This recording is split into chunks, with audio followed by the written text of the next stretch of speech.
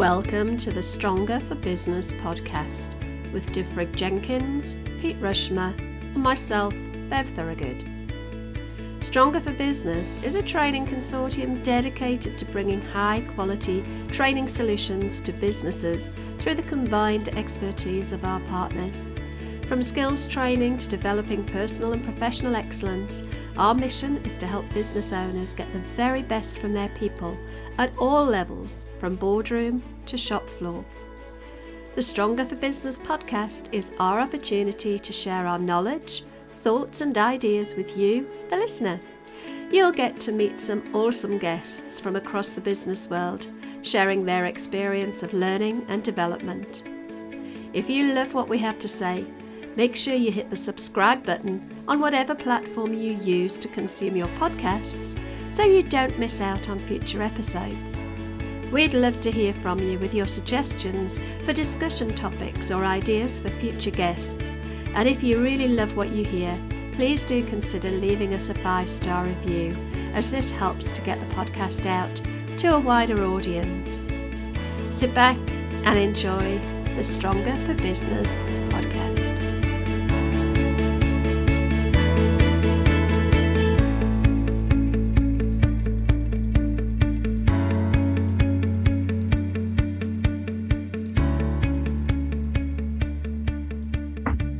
Hello, everybody, and welcome to the Stronger for Business podcast. We are in week 3 of the interrogations, grillings, interviews, whatever we choose to call them, where we get to interview each other and find out more about ourselves as people, but also our goals, our aspirations, and our businesses too. So this week, it's my turn to interview Pete Rushmer from Flagship Partners. And so I'm not going to do all the talking because Bev is here as well. So I will let Bev talk at some point. I absolutely promise. So Pete, welcome to this podcast, which is all about you. Thanks for having me. Yeah, it's all about, well, we did all about you last week. So it's all about me. I'm glad we've saved the best till last, right? Oh, you say that one. People listen to the podcast, of course, and whether we decide to upload it or not. I joke, but my imposter syndrome is going wild at the minute because I hate talking about myself. So there we go. Really? Because you do it there so you go. well. There's a little insight. Enjoy the next 30 minutes, everybody. Okay, so Pete, tell us about you, your kind of background, what got you to this place? Got ya. Yeah. So I'll be honest. Genuinely though, I do. You and Bev have both got a really long and varied sort of background. Mine's pretty simple, really. I grew up in Cambridge. I live in Peterborough now, but I grew up in Cambridge, which is a bit further south. Nice university city that people will have heard of. Family of 4. I was the third of 4 children. I had a lovely upbringing. It was, my dad was a policeman. He retired after 30 years service to the police and then worked part-time after that. And very, very fortunate. I enjoyed school, loved it. Went to a great school, went to a great sixth form college, but I got a bit fed up, to be honest. I've got quite a hard charging nature. I just wanted to get out and do stuff and earn money. So I left and I'd done some work experience at King's College in Cambridge in the kitchens. And I wanted to be a chef. I wanted to be a celebrity chef, actually, because I realised that my other career choice, which was a professional footballer, I wasn't quite good enough for. But genuinely, I grew up wanting to be a professional footballer. I was okay, but I wasn't that standard. So I left school. I'd worked from the age of about 13 in kitchens, from pot washing. I used to work in a really, really busy restaurant, fish restaurant on the A14 called the Trinity Foot. If anyone local's ever heard of it, it was a very famous restaurant at the time, well known. They used to do 200 covers on a Friday and Saturday night each night. And I'd wash up till like 2 a.m. I was only like 12, 13. That doesn't happen anymore. And I left school and I was working in another restaurant kitchen. And worked up to be a chef, but I got quite poorly, sort of just before my 18th birthday. I was quite unwell, which was kind of life changing, really. I had a lung hemorrhage and was in intensive care for several weeks, and it kind of wiped out, I suppose, the whole year or half year of me being 18. I didn't want to go back in the kitchen, so I went front of house when I went back to work. And I ended up working for Green King Pubco, went on their management training scheme. I was doing I was managing pubs at 18. I'd got my license. I was, some really rough pubs when managers went on holiday. And I thought, do you know what? I didn't go to university, but that is a real school in people. And I did a bit working for the pubs, but I also did, being in Cambridge, I was quite fortunate because I got to do the May balls. I got to do a lot of very high level weddings. I was friends with a local independent caterer. I did some really high level stuff as well. So I got a really broad schooling in people, in communication, in expectation of service, in business.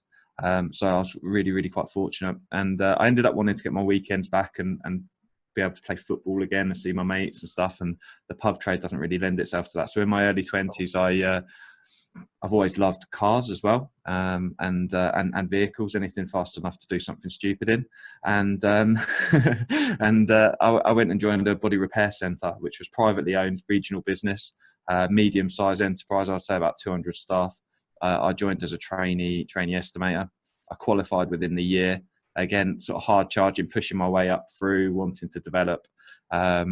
I sat down with the MD, who has been a mentor to me and still continues to be a mentor to me even now. I spoke to him a little while ago. He sold the business in the end. But yeah, fantastic chap. I sat with him and I said to him, how do I go to the next level? I want to be a workshop controller. I'm already the best estimator you've got, because I was probably a bit arrogant. But I was a young, impressionable, early 20s, wanted to push on in life. And he said that it wouldn't happen. I needed to be more experienced. So I left and I went and joined another company as a workshop controller. But I ended up going back a year later. I didn't enjoy my sabbatical with the other company, and I went back to him as a manager, probably about 6 years earlier than he told me that it would have happened. But yeah, he gave me the opportunity, and by then I was mid-20s, and I had a team of 40 workshop technicians under me. It was a fantastic opportunity, a first-class workshop. I learned a lot about productivity in the workplace. I learned a lot about health and safety. I learned a great deal about a male-dominated environment and all the challenges that you may face, a bit about politics, and all the time I had the managing director, owner on site as well to sort of mentor and speak to as well. So it was a fantastic development opportunity. I was quite sad when he sold the business to the company that I'd worked for the year in between. And I went to work for Volvo Trucks, who obviously a fairly well-known global company, and sort of from a development point of view, the rubber really hit the road there. So I went as an after-sales manager, and I ran the Peterborough dealer, which was predominantly service-based. So we had a workshop. At the time, I didn't know a great deal about transport or HGVs, but I learned rapidly. I needed to learn rapidly, which was great. I understood the elements of managing the team and standards and what have you, but that introduced me to a whole new standards and way of working, and the level of professionalism as well when we talked about dealer standards, brand standards, and that again, fantastic. I got great training there, and I ended up moving into a sales role. Whilst I was at the depot, the depot had lost money the year before, and Volvo measure sort of pretty much everything. And within sort of 18 months, I turned it from a loss maker. It was delivering, by the time I was done, 10% net profit. I'd grown sales by about 40%. I'd improved the customer satisfaction from around 50% up to into the 90s. The employee engagement index had come back from 50% up to 75% in my first year. It was transformational. So I was really pleased, but again, being hard charging, I wanted the next challenge. So I moved into sales. It was something I'd not done before. I'd done a lot in service and dealing with people. I wanted to try sales, and I went selling vehicles, and that was really interesting. I learned loads of stuff about value-based selling, consultative sales skills, and it was absolutely fantastic experience. I got access to, I suppose, the bigger meetings with bigger decision makers. And I really found a passion for the sector and realised that there's a lot of training out there, mandatory training, and it wasn't of a very good standard, and that I felt that I could do a lot better. I started doing some training whilst I was there as well, and that sort of moved me to looked to start Flagship over time. I knew I'd always felt shackled when I worked for somebody. I always felt held back, that I wasn't developing as quickly as I could be. And I suppose people probably pick up with some of the actions that I take. I am quite, I suppose, a force of I suppose a force of nature, as my wife says. You're highly driven. I mean, your drive definitely comes across, and I think that's probably if you listen back to 2 episodes ago when you put me in the hot seat, we were talking about when we first met a couple of years ago at a networking event, and I think the thing that stood out more than anything was your ambition. And you're actually quite humble about your ambition. I know you're talking about, force of nature, but that's not the way you often talk about yourself. You're quite humble, and I think that your ambition and your drive it's actually a force to be reckoned with. I look and you exhaust me. And what I'm really interested in, and I think the listeners will be interested in, because I think it's testament to just how much you can take on, your capacity. Tell us a bit about your family and your interests, because you do so much. There's so much going on. Well, thank you for your kind words. And yeah, I suppose the force of nature thing is kind of my justification for being so driven and not really accepting something if it's not right. So from a family point of view, my wife is so patient. She's an angel. Maggie, she's an absolute star. We've been married now 8 years, and we've got 4 children. So my stepdaughter Shannon, she's 14, and then Maggie and I've got 2 daughters sandwiched in between a son, so 7, 8 and 9, Tallulah, Lolly and Roman, and they're amazing. They're really my reason for wanting to do this. That I don't know what else to say really. I want them to be able to have everything and have all the opportunities that maybe I didn't have with decisions and things like that. And I think I see their life being more difficult than mine. I feel like each generation life gets a little bit tougher, and we had to work really hard to be able to get on the housing ladder. We managed to do that a couple of years ago. We kind of did everything, I suppose, the opposite way round to the traditional way of doing things, having children first, got married after, bought a house later, and most people tend to try and make the logical steps, and we didn't do that. But it hasn't been easy. It hasn't been easy for Maggie either, and she works really hard to look after the children. She works in the business too. She's a first aid trainer in the business, and she's an inspiration to me as well as the children. When do you sleep? I'm just confused as to when you actually find time to sleep. Because you run, you look after your fitness, you're training for a marathon. There's all sorts going on, isn't there? Yeah, I try my best to get 6 hours, but it's not often as much as that. But yeah, there's an Arnold Schwarzenegger YouTube video. You check it out there. If he says if you need to sleep for more than 6 hours, you need to sleep faster. So there you go. But I suppose he's probably a similar character type. I don't know. Maybe hard charging, that thing. I don't know. But yeah, sometimes I'll try and catch up at the weekend. On a Sunday, I'll maybe get 7. A whole 7 hours. Just about. So yeah, sleep is so important, isn't it? It is. 100%. And I think from me being poorly, that was they never really got to the bottom of it, but I wasn't really looking after myself that well. So I do really try and look after myself, and I do try and sleep. I listen to my body. Sometimes I will need to just, I know that I go in fits and spurts. And at the moment, I suppose with me building the business and the level of responsibility that I have to support my family, and that we are wholly reliant on the business, for the past 18 months, I've had to work really hard and push really hard to get the business to a level where it can financially support us. And it's, I suppose, the way I've been pushing, I realise that I'm not going to have to push like that forever. Yeah, absolutely. And recently as well, you've just taken on your first 2 new staff members as well. So there's additional responsibility and gets pressured as well, to make sure that everything is happening as well, while still kind of managing your own kind of well-being as well. There's a lot of plates to spin there. So I think it's probably a good place then to start talking about Flagship Partners, as you've recently rebranded. As people can see if they're watching on the video, they can see behind you. Can you tell us more about the business, Pete? Yeah, perfect. Thank you. So Flagship has had a couple of iterations since I born the idea sort of a couple of years ago, and we have sort of transformed over time from being initially a transport sector related training and consultancy company to a company that also provides a range of training solutions as well.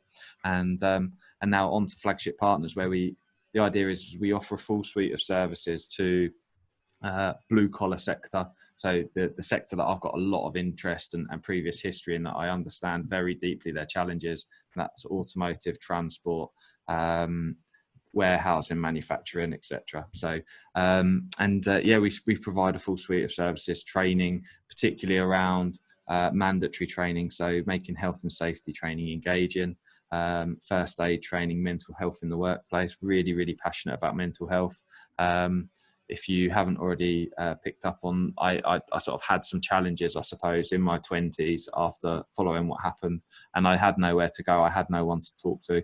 No one really understood. I felt that I had the weight of the world on my shoulders, and I know there's probably men out there with similar challenges, and I'm passionate about reaching out to those people and letting them know that there is support and people do understand them, and they're not, there's nothing wrong with them. That it is perfectly normal and they mustn't feel that way. So really passionate about helping those people and them develop themselves in their careers as well, and realizing that health and safety is so important, that people, for business owners as well. I'm really passionate about, I would say, small to medium businesses, because often the owners have taken on a business and they've grown a business and they take the responsibility of growing it and taking staff on. However, sometimes that no one sets out to do a bad job, but sometimes there's a little bit of guidance. Their specialism that generally they would have been a good technician, and then they become a business owner. And if I can help guide them with my experience of sort of working in small and medium and even large organisations, I see how the large organisations do it and sort of bring that level of quality and thinking at a level that is implementable for a medium-sized organisation. Yeah, absolutely. And I think your insight, through what you do and your work history as well, it'll be so beneficial, because you do almost have that, and I can relate to that as well, the big business thinking and adapting that, because it is absolutely transferable. From my time in medium-sized businesses, I was completely oblivious to what goes on, from the kind of the corporate learning and the kind of the standards and approach and culture and those kind of things as well. And, and there will always be differences, but there's so much that small and medium-sized businesses can learn from the large sector, and use people like yourself, Pete, to bring that expertise and that thinking in, because it's sometimes about the thinking, not just the practices as well. Yeah, absolutely. Yeah, absolutely. And I think, you've got quite a diverse portfolio now, but you have got that, I was going to say a golden thread, but it's a bright red thread going through everything that you do. So, so what you do is still very, in my mind, is very crystal clear. It's very, very well thought out, and I know the provision that you provide. You're building on your success all the time, which is great. I appreciate it. Thank you. Can I ask you, Pete? So you've gone through a huge amount of growth in the last 6 months, I guess. Really, when everybody else has been flagging, Flagship has been growing. That was purely off the cuff. That was quite good, wasn't it? Like that. Yeah. What I would love to know is what are your future dreams for Flagship? What are the goals? What's the next big step? Where do you see yourself going? Of course. Okay, so Flagship was born of a passion to partner with small and medium-sized businesses who need support with their HR, health and safety, and their training, and to make sure they've got the very best people who have got the skills they need to make sure that they're compliant, and to make sure they've got the knowledge that to ensure that they are compliant. And that means they can make more money and be more profitable. Now, long term, I want to be able to help more businesses in that way and raise their standards, because in my belief, in the future, business is going to decentralize. I think that smaller businesses have the opportunity to have impact on a bigger scale. And as part of that, I think, fundamentally, particularly on the journey I've been on, where I was pushed down a way of finding a career that pays for life, for example, because that was the world view of my parents, for example, where, they went and did service industry, worked for the police for years and then retired, and realizing that level of job security is no longer viable for people. Mm-hmm. And my vision for Flagship longer term, as in sort of 5-year plan, will be to grow the business, set the standard, and have essentially the template to be able to support more businesses by getting the very best professionals who have got the experience in their sector, whether it's in HR, whether it's in training, whether it's in health and safety. And I will have the support mechanism to help them create their own business as well, to support more businesses. And so essentially the brand will become a franchise where often business people who start out self-employed will struggle with the marketing element, the business element. They don't know what to do, but they're fantastic technicians, but they don't want to grow a massive business. Now the plan is that I'll be able to support them with the infrastructure of a larger organization, still being able to continue the good work we're doing with small to medium-sized businesses. That's my vision. So almost sort of a one-stop shop for business support. Yeah. Rather than having to go and outsource to lots of different places, you've got that body of expertise in one.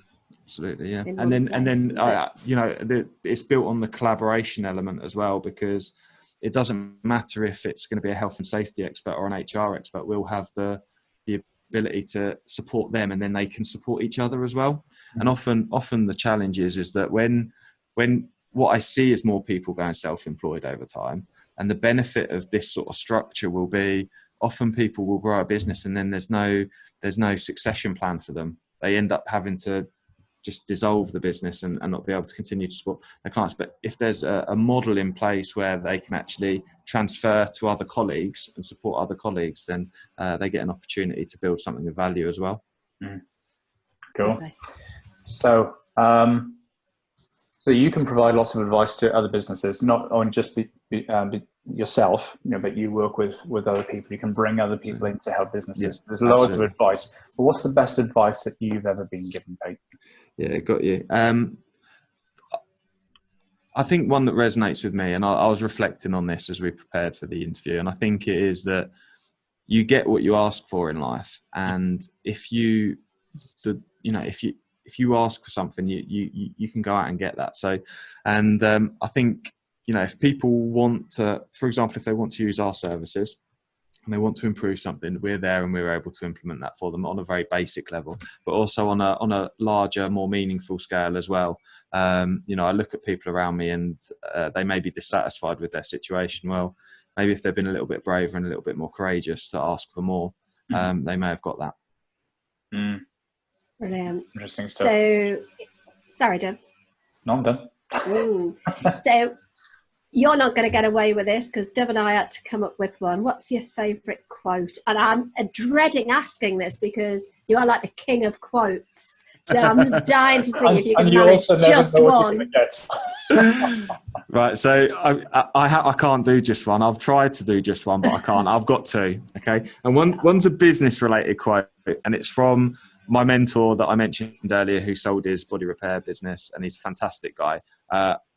Marmite to some people, I would say. He'll probably admit that himself, but he was very, very driven. And I was a young, impressionable, early 20-year-old when he turned around to me, and it still resonates now. The art of good business, he goes, is to eat like a sparrow and shit like a pigeon.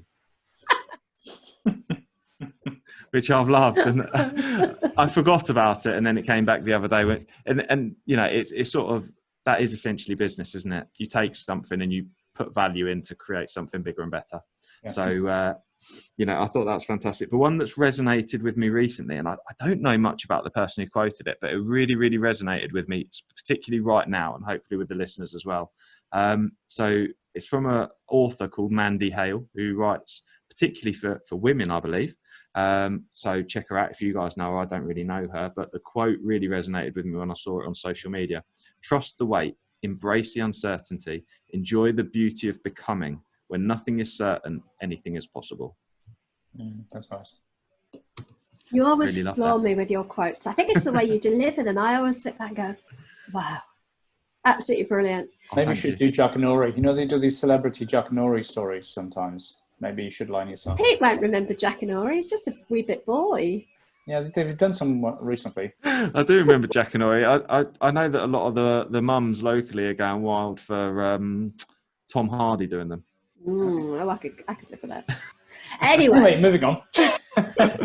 Pete, you threw a curveball at me when you interviewed me last week. So you asked me if you could have anybody to dinner alive or dead, who would you have? So I just want to throw that one back at you. Oh, I appreciate it. Yeah, so I've kind of got that fairly squared away in my head. I've always looked up to Alex Ferguson as a Man United fan. I thought he was a fantastic leader. He was tough on people, but he led some very big personalities. But he was also very protective of people as well. And I think that he burdened a lot of responsibility personally. But also he turned, when we look at him as a leader, he turned essentially a football team into a multinational business as well. 26 years and a ridiculous amount of trophies for a sustainable period of time in a sport which is a zero-sum game. Someone wins, someone loses. Mm-hmm. And I think he's just a fascinating person. I know he's done a lot of lecturing at university since he retired from football, but I find him absolutely inspirational. So he would be very much top of my list.Maybe you guys speak a little bit and I think of a second person for you. I'll tell you what, while you're thinking, why don't you, can you multitask? Are you able to multitask and tell us exactly how people can find Flagship Partners if they want to work with you? Okay. So how do people find us? So we can support people, hopefully, like I made clear, we can support anyone really with anything to support their people from a training point of view. And we are available on any social media platform. If you look for Flagship Partners, we've got a website, and we're on LinkedIn, we're on Facebook, and all the usual stuff. So check us out. And our new marketing lady Abby is doing a grand old job of creating some really engaging content as well. So follow us, and hopefully you'll get some real value out of that, because she's really, really value based in the way she does. It's not just sell. There is some interesting stuff, and we'll share some great hints and tips on how you can be a better business. Okay. Is it flagshippartners.co.uk? Correct. Yeah, flagshippartners.co.uk is the website. Yeah. Cool. And of course, you're on LinkedIn like everybody else. So you can message you through LinkedIn. Of course, yeah. So from a personal point of view, I've got a personal page as well, Pete Rushmer, and on LinkedIn as well. And I tend to try and add value where I can. Cool. Thank you, Pete. It's really, really good to talk with you today. Thank you, Bev, as well. It's really good. I think it's been really fascinating over the last 3 weeks to find out more about each other as people, because that's really important, but also our businesses as well. I really hope that the listeners, if they've listened to the last 3 episodes while we've each been in the hot seat, can see why, as a collaboration, we work so well together, because we've got such a diverse range of skills and expertise and experience that we bring together to the Stronger for Business strapline, if you like, is that we want to be able to support businesses from the boardroom to the shop floor. So right away from that sort of executive director level training right down to the shop floor with the compliance stuff and the mandatory training that Pete does, and pretty much everything in between. So really hoping that the listeners will have sort of got that from us, that we gel so well, and it's been a great collaboration. It is a great collaboration. That makes it sound like it's in the past tense. And I'm really excited to see how we all develop in our own businesses and how Stronger for Business develops as a collaboration as well. I love working with you guys. Likewise, feel the love. Yeah, I feel the love. Ditto from Flagship headquarters. Absolutely. So thank you for listening, everybody. Interesting guest next week. The guest we're going to be talking with next week is under the headline of Younger Than Google. So do join us next week for the Stronger for Business podcast. Have a great time, and we'll speak with you all again soon. Thanks a lot, and bye-bye. Take care, everyone. Bye. Bye. Thank you for joining us on the Stronger for Business podcast. A final thought before we go. In the words of Henry Ford, anyone who stops learning is old, whether at 20 or 80. Anyone who keeps learning stays young. So stay young and join us next Friday for our next episode of the Stronger for Business podcast.